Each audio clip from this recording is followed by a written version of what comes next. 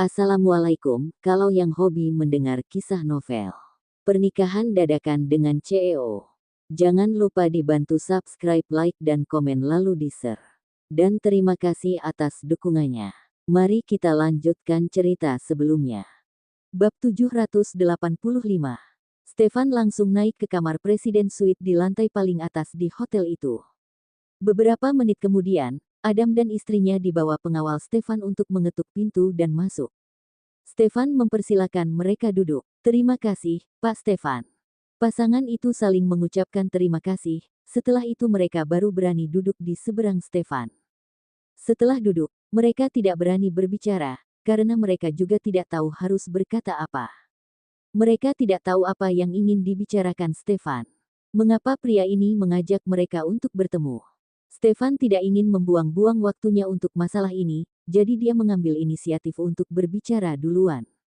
Dia juga mengatakannya tanpa berbelit-belit, "Pak Adam, aku meminta Bapak untuk datang ke sini dan bertemu denganku karena aku ingin memintamu untuk mengatur putramu, Albert. Jangan sampai dia mengganggu istriku lagi." Mendengar itu, ekspresi Adam dan istrinya langsung berubah drastis. Bella tergagap, "Pak Stefan, ini, apa ada kesalahpahaman di sini? Albert menyukai seseorang. Dia nggak akan berani untuk mengganggu istri Bapak. Istri dari tuan muda keluarga Aditama. Status ini cukup menakutkan bagi banyak orang. Siapa yang berani mendekati wanita itu?"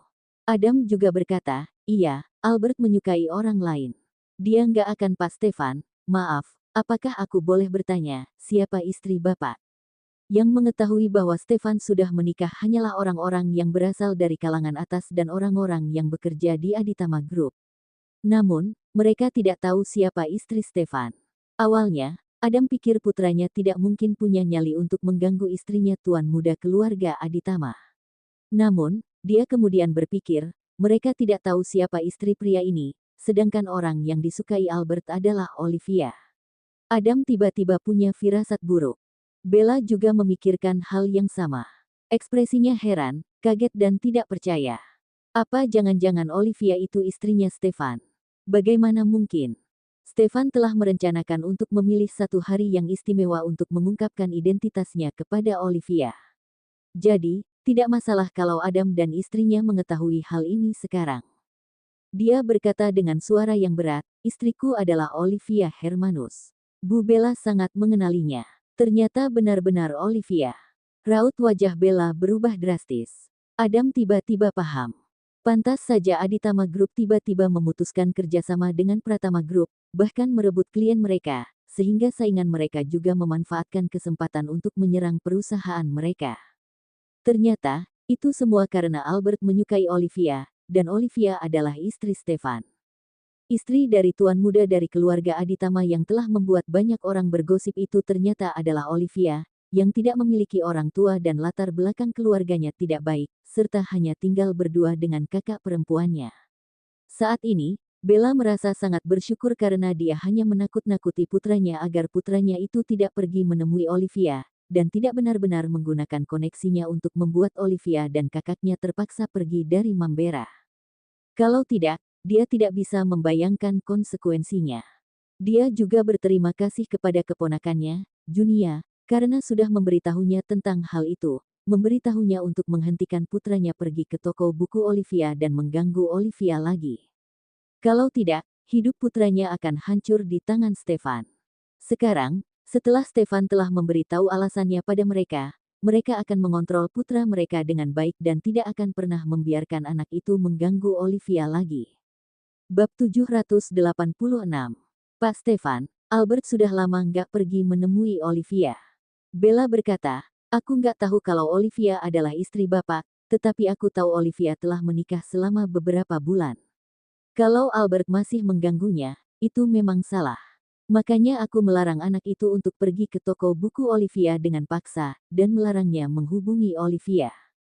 Stefan berkata dengan suara dingin, "Malam ini, anakmu menelepon Olive dengan nomor baru lagi. Aku tahu dia dan Olive sudah saling kenal selama lebih dari 10 tahun, sebelum aku mengenal Olive, tapi Olive memilihku. Dia adalah istriku, aku nggak akan membiarkan siapapun menyentuh Oliveku." Olive juga sudah dengan tegas menolaknya dan mengatakan bahwa dia nggak memiliki perasaan pada anak kalian. Olive selalu menganggapnya sebagai adik laki-laki. Tapi, Albert tetap mencoba untuk menghubungi Olive. Aku sangat mempercayai Olive, tapi aku nggak bisa menoleransi sikap Albert yang selalu mengganggu Olive. Adam cepat-cepat berjanji, Pak Stefan, jangan khawatir, aku akan mendidik Albert dengan keras ketika aku pulang ke rumah nanti. Aku berjanji aku nggak akan membiarkan Albert mengganggu istri Bapak lagi. Pak Stefan, Albert mungkin nggak tahu kalau Olivia adalah istrimu. Kalau dia tahu, dia nggak akan berani mengganggu Olivia. Stefan berkata dengan dingin, aku dan Olivia mengurus buku nikah sudah 3 bulan yang lalu. Meskipun kami selalu menyembunyikan fakta bahwa kami sudah menikah, tapi Olive nggak pernah menyembunyikan hal ini dari Junia. Albert juga sudah tahu dari awal kalau Olivia sudah menikah. Dia nggak pernah mengungkapkan perasaannya pada Olivia sebelum Olivia menikah, tapi setelah Olivia menikah, dia malah mengungkapkannya. Dia itu memang sudah punya pikiran yang salah. Jadi, kalau misalnya Olive bukan istriku, Albert tetap boleh mengganggunya, ikut campur dalam pernikahannya, bahkan menghancurkan pernikahannya. Adam berkata, Albert memang salah. Ini salahku karena nggak mendidiknya dengan baik. Pak Stefan, aku benar-benar minta maaf. Stefan berkata dengan acuh tak acuh, inilah alasan mengapa aku mengajak Pak Adam untuk bertemu malam ini. Pak Adam mungkin paham sekarang. Aku paham. Aku sudah paham. Adam dan istrinya berdiri dan berpamit pergi. Mereka berharap bisa segera pulang, menangkap putra mereka yang nakal itu dan memarahinya, seperti yang Stefan katakan, kalau Olivia bukan istri dari tuan muda keluarga Aditama, apa putranya boleh terus mengganggunya? Itu adalah pemikiran yang salah. Albert masih muda, baru berusia 22 tahun. Dia baru saja berbaur dengan masyarakat. Dia memiliki masa depan yang menjanjikan dan bukannya tipe orang yang susah mendapatkan wanita. Jadi, mengapa harus mengejar wanita yang sudah menikah? Setelah Adam dan istrinya pergi, Stefan segera pulang. Sesampainya di rumah, dia melihat Olivia masih tertidur nyenyak. Dia sangat lega, melepas mantelnya, dan berbaring di samping istrinya itu. Dia menghadap ke samping, meletakkan satu tangan di pinggang Olivia dan menatap wajah wanita yang sedang tidur itu. Dia tidak bisa menahan diri dan mencium istrinya itu di bibir.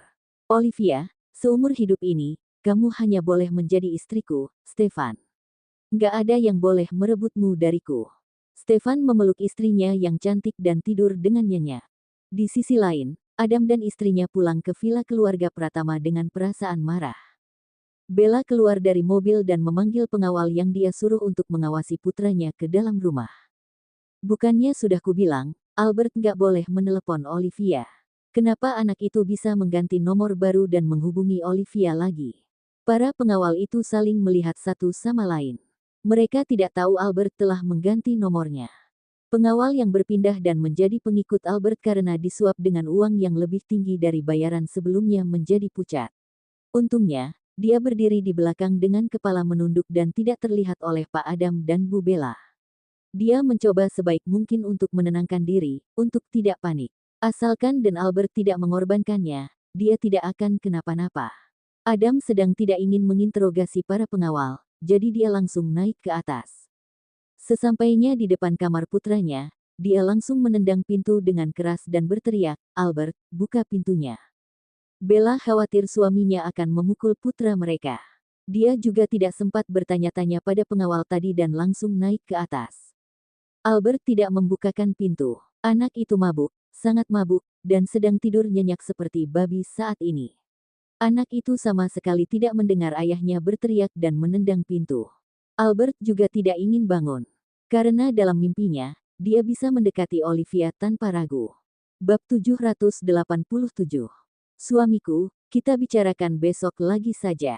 Ini sudah sangat larut. Kalau kita terlalu bising, nanti membangunkan yang lain. Bella membujuk suaminya agar tidak mengetuk pintu lagi. Suasana hati Albert sedang nggak bagus. Mungkin dia minum alkohol di kamar, dan sangat mabuk, jadi nggak mendengar ketukan di pintu.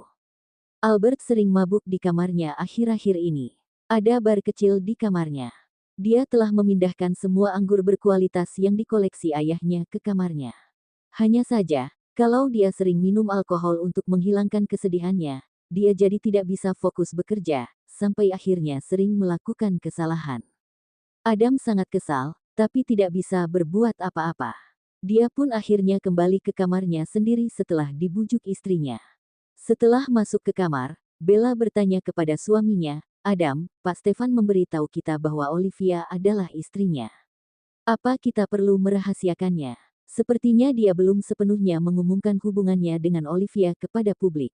Keponakan Bella adalah sahabatnya Olivia, dan keponakannya itu bahkan juga tidak mengetahui identitas asli Stefan. Adam duduk di sofa di kamarnya. Setelah terdiam sejenak, dia berkata, "Pak Stefan bilang pernikahannya dengan Olivia bisa dibilang cukup dirahasiakan. Dia belum sepenuhnya mengumumkannya ke publik. Jadi, meskipun kita mengetahuinya, jangan beritahu orang luar. Jangan sampai dia mencari gara-gara dengan kita nanti. Aku sudah bilang, Aditama Group nggak mungkin memutuskan hubungan bisnis dengan kita begitu saja tanpa alasan. Kita bisa bekerja sama dengan mereka karena usaha kerasku. Setelah bekerja sama dengan mereka, kita juga selalu berhati-hati, selalu takut kualitas produk kita buruk. Aku nggak pernah berani macam-macam. Aku juga terkadang saja bisa bertemu Pak Stefan di pesta. Kalau bertemu dengannya, aku nggak pernah sengaja untuk mendekatinya. Tapi, aku juga nggak berani membuatnya tersinggung. Dia itu orangnya memang dari sananya dingin, tapi dia nggak bersikap seenaknya. Dia nggak akan mempersulit kita tanpa sebab. Sekarang, kita baru tahu kalau masalahnya berasal dari Albert. Albert sudah menyukai Olivia sejak lama, kan? Sebelum Olivia menikah, dia juga nggak pernah mengutarakan perasaannya pada wanita itu. Setelah Olivia menikah tiba-tiba, dia baru mengutarakannya. Apa gunanya lagi mengganggu wanita itu sekarang? Bella menghela napas dengan berat. Iya, apa gunanya? Aku juga nggak berharap dia jadian dengan Olivia. Olivia memang dekat dengan Junia. Aku juga melihat anak itu tumbuh dewasa, dan aku nggak membencinya. Tapi, menjadikannya menantu itu hal yang berbeda. Menurutku, calon menantu yang baik adalah seorang wanita yang berasal dari keluarga berpengaruh. Selain berparas cantik, Olivia nggak memenuhi kriteria itu. Meskipun wanita itu bisa mencari uang sendiri, dia nggak cocok bersanding dengan Albert. Keluarga Pratama itu keluarga kaya. Kita harus mencari menantu yang latar belakangnya sederajat dengan kita. Kalau Albert menikahi wanita dari keluarga kaya, keluarga wanita itu akan bisa membantunya.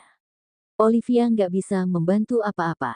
Kalaupun kita bersedia melatih Olivia, supaya wanita itu bisa berbaur dalam dunia bisnis kita, siapa yang bisa menjamin wanita itu akan selalu setia pada Albert dan hidup bersama Albert selamanya? Bagaimana kalau kita melatih wanita licik? Nggak peduli seberapa sering aku membujuknya, anak itu tetap nggak mau mendengarkanku. Olivia mungkin wanita pertama yang dia suka. Orang pertama yang disukai selalu nggak terlupakan. Adam berkata, nggak peduli Olivia seperti apa, Albert nggak boleh terus-terusan begini. Kita harus menyuruh anak itu meninggalkan Mambera. Kalau begini terus, akan ada masalah besar. Pak Stefan itu orangnya nggak sesabar itu. Dia nggak langsung menghancurkan kita sekarang mungkin karena dia nggak langsung menghancurkan kita sekarang mungkin karena dia masih memikirkan Olivia. Olivia bersahabat dengan Junia. Kita biasanya juga menganggap anak itu seperti keponakan kita sendiri.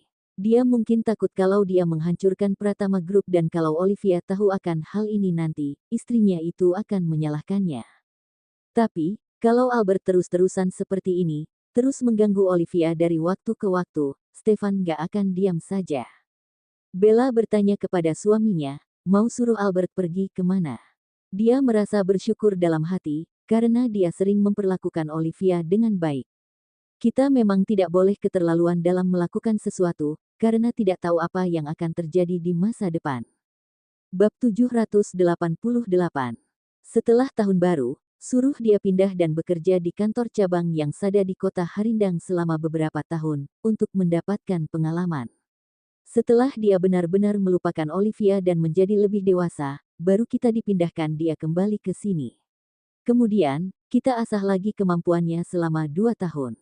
Kalau dia pantas untuk menjabat posisi yang tinggi, kita bisa langsung menyuruhnya mengambil alih kepemimpinan di Pratama Group. Adam selalu berharap putranya bisa menjadi penerus bisnis keluarga Pratama. Namun, syaratnya adalah putranya harus layak dan memiliki kemampuan untuk memikul tanggung jawab besar tersebut. Kalau putranya lebih mementingkan cinta daripada masa depan, maka dia terpaksa harus memilih salah satu di antara banyak keponakannya untuk jadi penerusnya. Raut muka Bella berubah. Dia mengerutkan bibirnya dan berkata, kita suruh dia pergi 4 hari setelah tahun baru. Selain itu, nggak usah kasih dia uang jajan lagi. Dia sudah bekerja, jadi hidup pakai uang gajinya saja. Jangan sampai dia hidup terlalu nyaman. 3 hari setelah tahun baru saja baru kita beritahu anak itu kalau Olivia adalah menantu keluarga Aditama. Dia akan menyerah dan langsung pergi ke kota Harindang. Adam merasa cara yang barusan dikatakan istrinya itu cukup bagus. Dia pun menyetujuinya dan berkata, biar dia mulai dari bawah di kantor cabang yang ada di kota Harindang. Aku akan meminta CEO di sana untuk menjaganya. Dia nggak akan kesusahan, tapi juga nggak boleh sampai terlalu nyaman. Kita bekukan kartu banknya. Suruh dia buat rekening baru setelah sampai di kota Harindang, untuk menerima gajinya. Adam dan Bella memutuskan untuk bersikap kejam pada putra mereka agar anak itu bisa melupakan cintanya pada Olivia dan layak menjadi penerus yang bisa memikul tanggung jawab di Pratama Group. Albert tidak tahu bahwa orang tuanya telah memutuskan untuk mengirimnya ke kota Harindang yang berada ribuan kilometer jauhnya. Olivia juga tidak tahu. Dia sedang tidur nyenyak malam itu. Tubuh pria di sebelahnya sangat hangat. Dia memeluk pria itu dan tidur dengan nyenyak. Dia mungkin sedang memimpikannya makanan enak, sehingga mulutnya mengecap setiap selang beberapa waktu.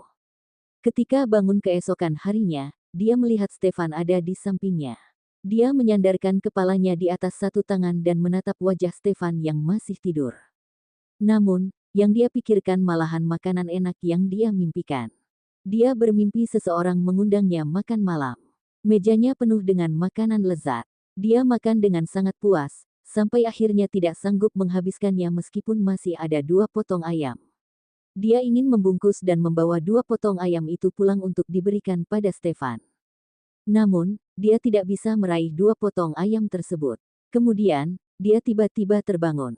Dia mengulurkan tangannya dan menyentuh wajah Stefan, lalu bergumam, kamu nggak beruntung. Aku awalnya ingin membungkus 2 potong ayam itu untukmu, tapi aku nggak bisa meraihnya. Setelah membungkuk dan mencium wajah tampan pria itu, Olivia bangun untuk menyiapkan sarapan. Dia akan kembali ke rumah mertuanya hari ini. Karena dia tidak bisa membawakan 2 potong ayam untuk Stefan di dalam mimpinya, dia pun keluar untuk membeli ayam. Dia akan membuatkan 2 potong ayam untuk Stefan untuk sarapan. Di luar hujan dan berangin. Cuacanya sangat dingin. Olivia berlari ke mobilnya sambil membawa payung, membuka kunci mobil dan segera masuk ke dalam. Setelah menyalakan mobil, tubuhnya perlahan-lahan menjadi lebih hangat. Untungnya, supermarket tidak tutup di malam tahun baru. Olivia pergi ke supermarket untuk membeli 2 potong paha ayam yang besar. Dia suka makan sayap ayam, jadi dia membeli 2 potong sayap ayam untuk dirinya sendiri. Selain itu, dia juga membeli beberapa barang lain sebelum pulang. Ketika sampai di rumah, Stefan masih tidur. Olivia menyiapkan sarapan di dapur, bergumam pada dirinya sendiri, entah pergi kemana semalam, sampai masih belum bangun sekarang. Bab 789. Saat Olivia selesai menyiapkan sarapan, Stefan belum juga keluar dari kamar. Dia masuk ke kamar, memandangi pria yang berada di tempat tidur itu untuk waktu yang lama, lalu mengulurkan tangan untuk mengecek napas pria itu dan menyentuh dahi pria itu. Masih hidup dan tidak demam. Jangan-jangan baru pulang pagi ini. Kenapa tidurnya nyenyak sekali? Gumam Olivia, tetapi tidak membangunkan Stefan. Dia mulai mengemasi pakaian suaminya itu, supaya ketika pria itu terbangun, pria itu bisa langsung sarapan dan mereka bisa langsung berangkat. Kring, kring, kring. Odelina menelepon. Kak, kamu dan Stefan sudah berangkat? Belum, dia masih tidur. Tunggu dia bangun dan sarapan, setelah itu baru kami berangkat. Kak, ada apa? Odelina berkata, kalau begitu, kamu tunggu aku di rumah. Aku akan ke sana sekarang. Aku sudah menyiapkan amplop untuk kalian, tapi lupa memberikannya pada kalian.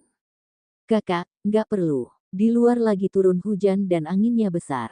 Dingin banget. Kakak nggak punya mobil, dan Bilesti juga nggak ada di sana. Kalau kakak membawa Russell keluar rumah, Russell akan kedinginan nanti. Kalau memang kakak mau kasih amplop, nanti tunggu tahun baru saja. Untuk tradisi saja. Tradisi memberikan amplop berisi uang saat tahun baru di Mambera tidak mementingkan jumlah uang di dalamnya, tapi lebih mementingkan niat baik pemberinya. Biasanya isinya hanya puluhan ribu saja.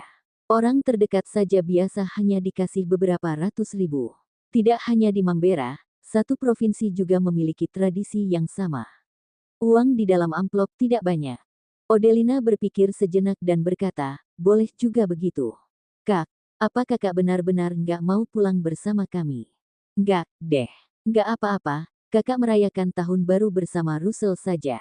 Kakak nggak perlu memasak untuk satu keluarga besar dan melayani mereka sekarang. Selagi restoran kakak belum buka, kakak mau bawa Russell bermain dan bersenang-senang di Mambera. Sejak menikah dengan Roni, dia sudah lama tidak pernah pergi bersenang-senang. Setiap hari, waktunya hanya digunakan untuk mengurusi suami dan putranya. Dia selalu ikut suaminya pulang ke kampung halamannya setiap hari libur atau hari raya, dan masih harus masak untuk satu keluarga besar mereka 3 kali sehari. Apalagi saat Lebaran. Setiap kali merayakannya di kampung halaman Roni, kerabat dan teman-teman Roni akan datang untuk bersilaturahmi. Rumah mereka penuh dengan orang, tapi hanya dia sendiri yang sibuk di dapur. Terkadang, kalau Russell menangis, dia masih harus menggendong Russell sambil menyiapkan makanan untuk semua orang. Setelah menyelesaikan pekerjaannya, mereka akan mulai makan tanpa menunggunya duduk di meja, karena dia harus memberi makan Russell terlebih dahulu. Selesai memberi makan Russell, biasanya lauk di atas meja sudah tinggal sedikit. Odelina sendiri tidak tahu bagaimana dia bisa menahan semua itu selama 3 tahun pernikahannya. Setelah bercerai, Odelina merasa dirinya yang dulu sangatlah bodoh. Dia rela memberikan segalanya karena mencintai Roni. Boleh juga, tapi akhir-akhir ini sering hujan dan cuacanya semakin dingin. Kakak kalau mau keluar dengan Russell, ingat pakai baju yang lebih tebal. Aku akan menitipkan mobil di tempat kakak, supaya kakak bisa menggunakannya. Nanti waktu kami mau pergi, kami akan mengantarkan kuncinya ke rumah kakak. Odelina tidak menolak. Dia berpesan pada adiknya mengenai beberapa hal, lalu mengakhiri panggilan tersebut. Stefan terbangun, kebetulan melihat Olivia sedang memasukkan ponselnya kembali ke dalam saku jaketnya. Dia langsung berkata, "Olive, kamu barusan telepon dengan siapa?" Olivia menoleh dan menatapnya. "Sudah bangun. Kemana kamu semalam? Kamu baru pulang pagi ini, kan? Tidurnya sampai senyenyak itu. Biasanya kamu sudah pergi ke kantor jam segini." "Barusan kakakku menelepon, dia bilang mau memberi amplop untuk kita. Katanya dia lupa memberikannya pada kita dan berencana mengantarkannya ke sini. Di luar lagi hujan dan cuacanya dingin. Aku sudah bilang padanya, nggak usah datang ke sini." Stefan dan Olivia tidak kekurangan uang. Hanya saja, tradisinya memang harus begitu. "Aku nggak pergi kemana pun kemarin. Aku tidur kok bersamamu. Mungkin karena cuacanya dingin dan di dalam selimut sangat hangat. Ditambah lagi, ini sudah libur. Aku jadi merasa sangat santai, jadinya tidur pulas." Stefan turun dari tempat tidur, berjalan ke belakang Olivia, dan memeluk wanita itu dari belakang. "Apa semuanya sudah selesai dikemas? Nggak perlu bawa barang-barangku. Itu rumahku, jadi aku punya baju ganti di sana. Kamu bawa bajumu lebih banyakan saja." "Benar juga. Aku tadi sudah mengemas beberapa set pakaian ganti untukmu. Terlalu banyak memakan tempat." Olivia segera mengeluarkan pakaian Stefan dari koper. Bab 790. Cuci mukamu. Sarapan sudah siap. Setelah mandi dan sarapan, kita bisa langsung berangkat. Kamu bilang jaraknya agak jauh, jadi kita harus berangkat lebih cepat. Cium aku, dong. Kenapa harus aku yang menciummu? Nggak bisa kamu yang menciumku. Stefan tersenyum, berbalik badan, dan hendak membungkuk untuk mencium bibir merah Olivia. Namun, wanita itu menutupi mulutnya dengan tangannya yang mulus. "Cium aku setelah mandi." Olivia mendorong pria itu menjauh, lalu berbalik badan dan menutup resleting kopernya. Stefan tidak bisa berkata-kata. Istrinya jijik dengannya ketika baru bangun tidur. "Waktu cuci muka nanti, ingat cukup janggut dan kumismu, Supaya nggak menusuk, ujar Olivia, lalu menarik koper keluar dari kamar. Setelah itu, dia pergi menyirami bunga dan mengurus ketiga hewan peliharaan mereka. 3 hewan peliharaan itu harus diantar ke rumah kakaknya nanti. Dia harus minta tolong pada kakaknya untuk menjaga mereka untuk sementara waktu. Sayang, aku datang. Selesai mandi, Stefan mencukur kumis dan janggutnya, lalu keluar kamar dan memanggil istri tercintanya, "Ayo, isi aku cium." Olivia membawa sarapan yang sudah dia siapkan keluar dari dapur. Stefan berjalan menghampirinya. Dia menyerahkan 1 piring berisi 2 paha ayam yang besar kepada Stefan. Stefan pun mengambil piring tersebut, lalu dengan cepat mencondongkan tubuh mendekati Olivia dan mencium wajah istrinya itu. Setelah itu, dia pun mengikuti istrinya itu ke meja makan dengan puas. "Kenapa ada 2 potong paha ayam hari ini?" Olivia duduk, tersenyum dan berkata, "Tadi malam aku mimpi ada orang yang mentraktirku makan. Makanannya enak sekali dan aku makan banyak sekali, tapi pada akhirnya, aku nggak sanggup makan 2 potong paha ayam yang tersisa. Aku pikir mau membungkusnya untukmu, tapi entah kenapa aku nggak bisa meraih 2 potong paha ayam itu. Baru terbangun, aku baru sadar kalau aku mimpi.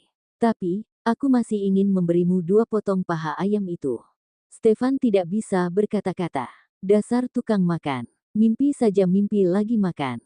"Aku suka makan sayap ayam, jadi aku masak 2 potong sayap ayam untukku sendiri. Sayang, boleh tolong ambilkan sarung tangan plastik sekali pakai, enggak? Kalau makan ayamnya pakai sarung tangan, tangan jadi enggak kotor." Stefan tersenyum dan berkata, "Suamimu ini sangat bersedia melayanimu." Dia pun pergi mengambil sarung tangan sekali pakai.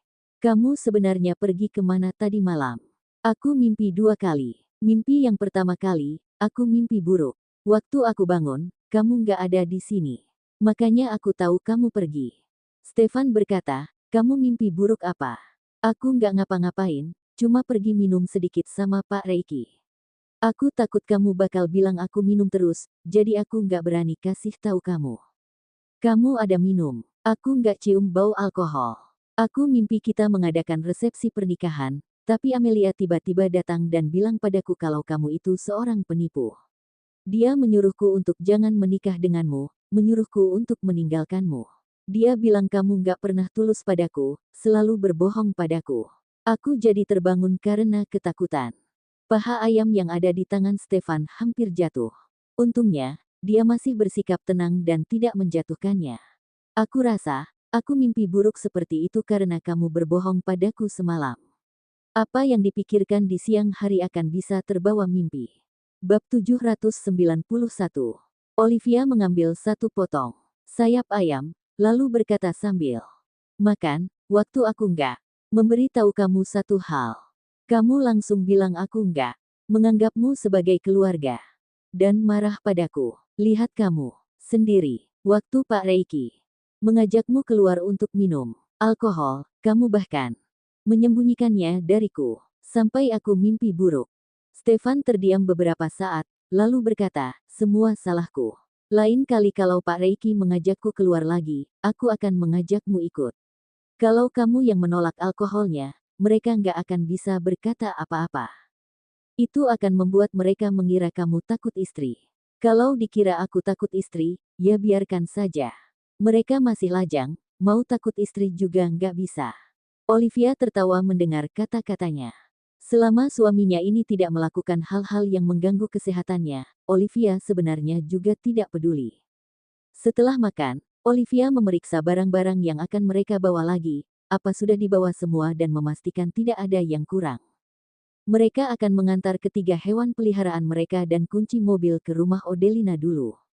Ketika Stefan dan Olivia datang, Odelina akhirnya memberikan amplop uangnya pada pasangan suami istri itu. Stefan pun membawa istrinya pulang ke rumah keluarga Aditama. Olivia sudah tahu dari awal kalau rumah keluarga Aditama itu peninggalan dari buyut-buyut mereka, sehingga dekorasinya masih sangat kuno. Namun, ketika benar-benar melihat rumah itu, dia sangat kaget. Rumah itu adalah tipe rumah keluarga kaya di zaman kuno. Bangunannya tidak tinggi, semuanya bangunan bergaya kuno, dengan dinding rumah yang sangat tinggi. Kamera CCTV dipasang di mana-mana, sehingga sistem keamanannya juga cukup baik. Di dalam rumah tersebut terdapat paviliun, yang bisa dicapai melalui jalan setapak dan koridor yang berkelok-kelok, serta batu-batu hias dan kolam. Olivia merasa seperti kembali ke zaman kuno ketika memasuki rumah itu. Stefan, kalau kamu lahir di zaman itu, kamu akan menjadi tuan muda. Stefan menemani Olivia untuk berjalan santai dan melihat-lihat di sekitar rumah itu, untuk membiasakan diri dengan lingkungannya. Ketika mendengar perkataan Olivia, dia tersenyum dan berkata, "Aku nggak ingin dilahirkan di zaman itu, karena nggak bisa bertemu denganmu." Dia juga adalah seorang tuan muda sekarang. Semua anggota keluarga Aditama pulang ke rumah itu demi Stefan. Para pelayan diliburkan atau pindah untuk tinggal di Villa Permai. Tidak ada pelayan yang melayani mereka. Stefan dan saudara-saudaranya harus melakukan semuanya sendiri. Olivia tersenyum dan berkata, "Untungnya kalian sebagai keturunan mereka bisa sukses, sehingga bisa merenovasi rumah ini setiap tahunnya. Kalau enggak, rumah ini pasti sudah lama runtuh, karena sudah begitu lama. Sayang sekali kalau runtuh. Apa kamu suka rumah ini?" Tentu saja. Stefan bergandengan tangan dengan Olivia dan berjalan menyusuri koridor. "Nanti kalau kita sudah tua, kita tinggal di sini saja waktu pensiun." Villa Permai juga cantik, tapi lingkungannya tidak sebagus rumah tua ini. Seperti yang Olivia katakan, masuk ke sini seperti kembali ke zaman kuno. Pemandangannya sangat bagus dan suasananya tenang, sangat cocok untuk orang tua yang pensiun. Olivia tersenyum, "Oke." Stefan memiringkan kepalanya, menundukkan kepalanya, dan mencium Olivia. Dia suka saat-saat tenang seperti ini. Mereka meninggalkan jejak kemesraan dan cinta di setiap sudut rumah ini selama libur tahun baru ini.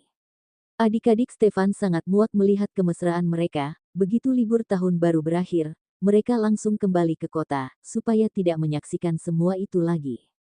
Nenek Sarah pikir, cucu-cucunya yang lain itu jadi ingin menikah setelah melihat kemesraan Stefan dan Olivia. Tak disangka, semuanya malah kabur. Dia menghela napas dan berkata pada Olivia, "Olive, kamu adalah kakak iparnya Kelvin dan yang lainnya. Kalau kamu kenal wanita yang baik di luar saja, tolong kenalkan pada adik-adik iparmu." Olivia tersenyum dan berkata, "Nenek, orang tua mereka kan masih ada. Mereka nggak butuh bantuanku untuk dikenalkan dengan wanita. Lagi pula, kan masih ada nenek juga. Nenek, kalian juga nggak perlu khawatir. Kelvin dan yang lainnya belum ketemu jodohnya saja. Kalau sudah ketemu, mereka pasti akan menikah. Nggak perlu didesak." Bab 792. Nenek sudah tua, jadi setiap harinya sangat berharga. Nenek berharap semuanya bisa menikah dan berkeluarga sebelum nenek meninggal. Sarah memutuskan untuk menjelajahi Mambera dan mencarikan istri untuk cucu-cucunya yang lain. Kemudian, dia akan memberi cucu-cucunya itu tugas untuk mengejar dan mendapatkan hati istri yang dia pilihkan untuk mereka. Jika ada di antara mereka yang tidak bisa menyelesaikan tugas mereka, jangan coba-coba untuk menghadiri pesta ulang tahunnya di akhir Agustus. Nenek pasti akan berumur panjang. Nenek juga berharap bisa panjang umur, lebih bagus lagi kalau bisa melihat cicit perempuan nenek lahir. Setelah mengungkit tentang cicit perempuan, Sarah memandangi perut Olivia. Olivia berkata dengan malu-malu, "Nek, nggak perlu dilihat. Aku baru mulai menstruasi hari ini." Sarah terdiam. Padahal Stefan sudah berusaha keras, tapi tetap tidak bisa menghasilkan cicit perempuan untuknya. Setelah Kelvin dan yang lainnya kabur dan pulang ke kota, Stefan dan Olivia juga tidak berlama-lama di sana. Mereka pulang ke kota 6 hari setelah tahun baru. Lalu, karena masih ada beberapa hari libur, Stefan mengajak Olivia jalan-jalan ke banyak tempat setiap harinya. Dia juga tidak takut dilihat orang-orang lagi. Akibatnya, banyak orang yang melihat Stefan di tempat-tempat wisata. Mereka juga melihat istri Stefan yang misterius itu. Istri Stefan sangat cantik dan wajahnya sangat familiar. Hanya saja, mereka tidak tahu namanya. Orang-orang itu tidak berani mendekati serta menyapa Stefan dan istrinya. Mereka hanya diam-diam mengambil foto. Kelembutan dan perhatian Stefan terhadap Olivia, serta sikap memanjakannya menjadi pemandangan indah di ponsel orang-orang. Stefan tidak perlu sengaja menyebarkan berita tentang mereka. Orang-orang itu yang menyebarkannya. Kemudian, tuan muda keluarga Aditama menjadi terkenal karena menyayangi istrinya. Liburan tahun baru yang menyenangkan telah berakhir. Ada yang kembali bekerja dan ada yang kembali sekolah. Sebelum semua orang kembali terbiasa dengan aktivitas mereka yang semula, hari Valentine tiba. Olivia tidak merasa hari ini harus dirayakan. Dia hanya berpikir, anak-anak sudah mau masuk sekolah, sehingga dia dan Junia harus pergi ke toko pagi-pagi sekali untuk membersihkan toko. Mereka juga harus menyetok barang lagi. Keduanya jadi sangat sibuk. Dia tidak tahu kalau saat ini Stefan sedang berada di kamar Presiden Suite di lantai paling atas Mambera Hotel. Pria itu sedang diwawancarai oleh beberapa jurnalis hiburan ternama di Mambera, membicarakan tentang istri tercintanya. Dia dan Olivia awalnya menikah, tanpa mengenal satu sama lain. Dengan dalam, mereka menyembunyikan pernikahan itu, dan tidak menyukai satu sama lain. Selain itu, sebagai tuan muda, keluarga Aditama, kisah cintanya menjadi kisah yang paling ingin diketahui jurnalis. Jurnalis hiburan tersebut, para reporter dan jurnalis diam-diam mengambil banyak foto mereka yang sedang bermesraan. Mereka sangat ingin mewawancarai Stefan, karena mereka ingin menggali riwayat hubungan dan mengetahui kisah cinta mereka lebih dalam. Stefan juga pernah menerima beberapa wawancara sejak dia mengambil alih grup Aditama, tetapi semuanya terkait perusahaan dan pekerjaan. Ini adalah pertama kalinya dia diwawancarai karena kehidupan cintanya. Pak Stefan, kalau boleh tahu siapa nama istri Bapak? Kami masih belum tahu istri Bapak itu putri dari keluarga kaya yang mana, tapi kami merasa wajahnya sangat familiar. Tahun lalu, ketika Olivia dan kakaknya dicap sebagai cucu yang tidak berbakti, keluarga Hermanus mengunggah foto mereka yang masih kecil. Foto belasan tahun yang lalu. Pada saat itu, Olivia masih anak-anak, sehingga parasnya sedikit berbeda dengan yang sekarang. Karena itulah, semua orang merasa dia sangat familiar, tapi tidak bisa mengingat di mana mereka melihatnya. Orang-orang yang mengenal Olivia menutup rapat mulut mereka karena Stefan belum sepenuhnya mengungkapkan hubungan mereka ke publik. Mereka tidak berani menyebut nama Olivia. Alhasil, para jurnalis hiburan tidak bisa menemukan informasi apapun tentang Olivia. Tentu saja tidak bisa, karena Reiki yang menutup semua kemungkinannya. Tuhan tahu betapa kerasnya Bella bahkan tidak berani bertemu keponakannya sekarang. Dia takut dia tidak bisa menahan diri dan akhirnya membeberkan bahwa Olivia adalah menantu keluarga Aditama. Cerita bersambung.